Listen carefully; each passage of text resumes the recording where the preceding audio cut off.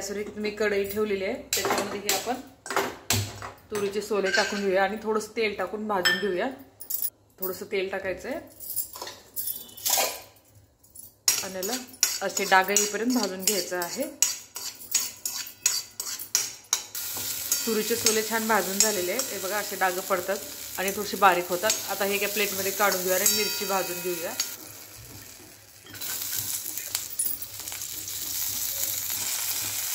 मिरची छान भाजून झालेली आहे. आता गॅस बंद करून घेऊया.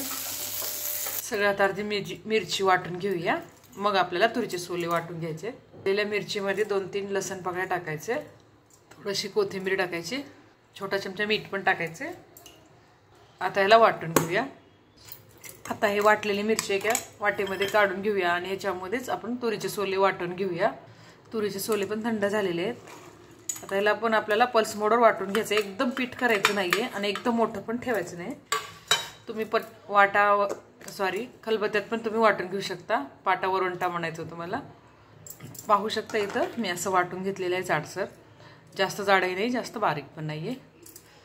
मी 1 ते 1.5 ग्लास इथं कोमट पाणी घेतलेलं आहे. त्याच्यामध्ये हे वाटलेलं आपण तुरीचं जे वाटण आहे ते टाकून घेऊया आणि थोडंसं हाताने असं मिक्स करून घेऊया. आणि हे जी मिरची वाटून ठेवली ना ते पण टाकायची याच्यामध्येच. ह्याला पण छान मिक्स करून घेऊया. खूप सुंदर आमटी होते. अशा पद्धतीने जर तुम्ही केलात ना तर खूप छान होते. आता हे आपलं तुरीच्या आमटीचं सारण तयार आहे. आता आपण याला फोडणी देऊन घेऊया. थोडासा गॅस मोठा झाला म्हणून थोडंसं बुडायला लागलेलं आहे. स्टीलची कढई असल्यामुळं गॅस बारीक करून भाजलात ना छान भाजतं. आता तेल टाकून घेऊया. 1 पळी तेल टाकलेलं आहे मी इथे. आता छान तेल गरम होऊ देऊया. हो, थोडंसं जिरे मोहरे टाकून घेऊया. परत 1 कट केलेला कांदा टाकायचं. थोडंसं जिरे मोहरे भाजले ना कांदा टाकून घेऊया. इथं लसूण वाटून घेतलं तो पण टाकायचं.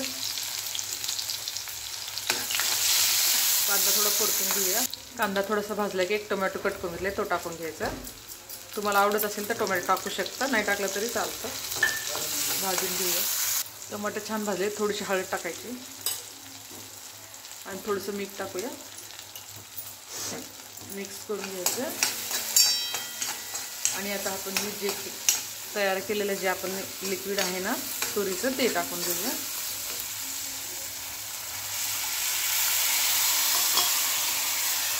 या आमटीमध्ये आणखीन अर्धा ग्लास पाणी टाकते की आमटी घट्ट होते. नंतर उकळल्यानंतर सुद्धा आमटी छान उकळालेली आहे. आमटी मस्त थोडंसं उकळू द्यायचं आणि गॅस बंद करून घ्यायचा. आपल्याला सुंदर कलर आलेला, चव पण खूप सुंदर लागते. तुम्ही एकदा नक्की करून पहा. आता याच्यामध्ये भरपूर अशी बारीक चिरलेली कोथिंबीर टाकूया.